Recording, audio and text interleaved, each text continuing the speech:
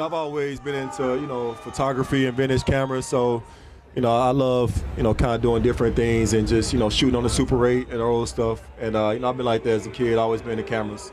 I've been asking everybody if Coach Reed was sick and had to have one player coach the team, who would it be? If Coach Reed couldn't coach, and you had to have one player to step in and coach the team, who would it be? Well, I would choose Patrick, but he would have to be my quarterback.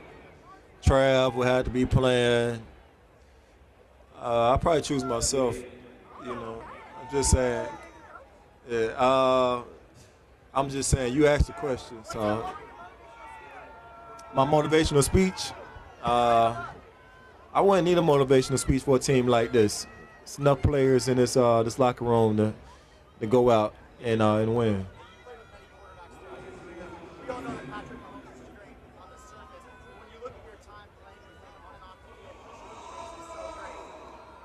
Man, what makes Patrick great? Man, everything. I would say one thing that stick out is his work ethic. I think that's what makes Patrick great. Just who he is and his work ethic. Mm-hmm. Pardon me, I hear that first part.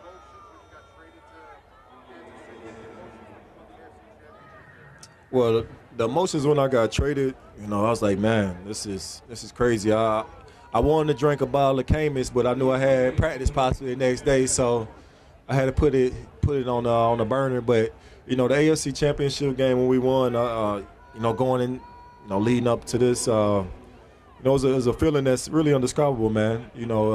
Words really can't describe that feeling knowing that you're playing in the Super Bowl.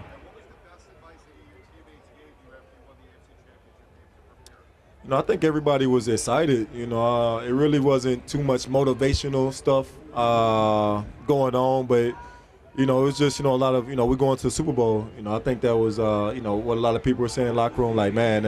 And Kareem Hunt and I, we had a moment, in the locker room, because that's my locker mate at practice, and so him and I have grown to be good friends, and him and I had a moment just like, man, we're finally here.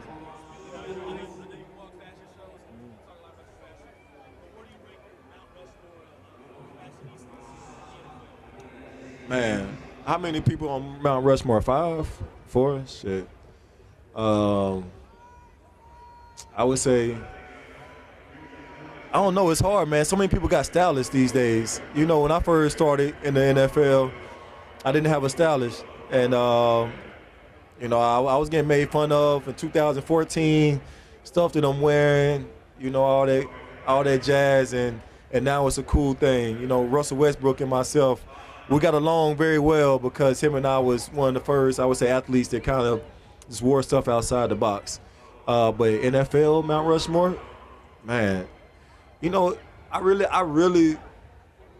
really don't know who I would say. I think, it's about who the person is. Shit, man, so many people got stylists, man. It's hard, because then I need to shout out their stylists. Honestly, you got to get a stylist credit. I don't have a stylist. And I don't know their stylists. So, shit. I do, man. I do. Brandon Marshall, he asked me earlier. I got a good one, man. It's a vintage outfit that my dad left before he passed.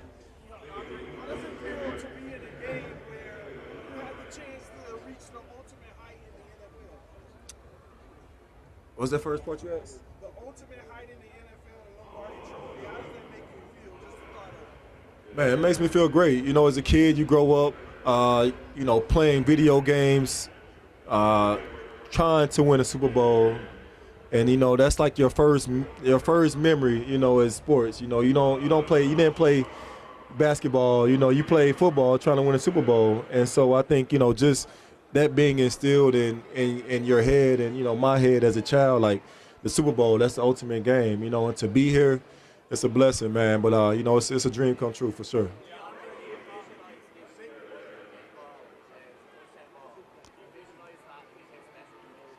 Man, that would be awesome for sure. There's a lot of things that's going to happen in the game, but for sure, I think that would be definitely a highlight. Pardon me? Milk or cereal? Milk or cereal? I always go cereal. I mix my cereals up. I always do at least 3 cereals. Ooh, you gotta be there. That's pay-per-view. No, no, Andy, hey, Coach told me this. Well, Everybody's telling me. Chris Jones told me you gotta tell me what the combo is. Cheerios, Kellogg's, Frosted Flakes, and you know, it depends. I've been doing like this whole food cereal that's kind of healthy, but because I balance it out with the other 2 sugars. It's like a healthy. It's a healthy chocolate cereal.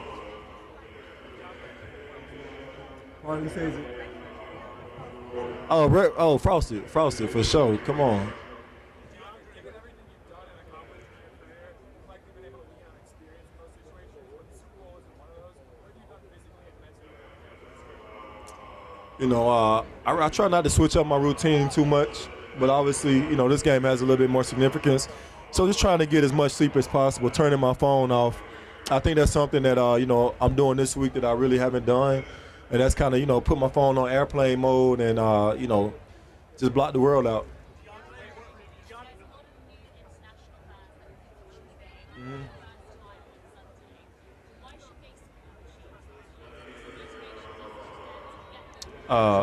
You know, I think motivational message for international fans who are just now watching the sport of Chiefs. We're doing something that's never been done in the history of the NFL, and that's win 3 consecutive Super Bowls. And so, you know, I think if you're a fan of history and things like that, I think that, you know, why not support?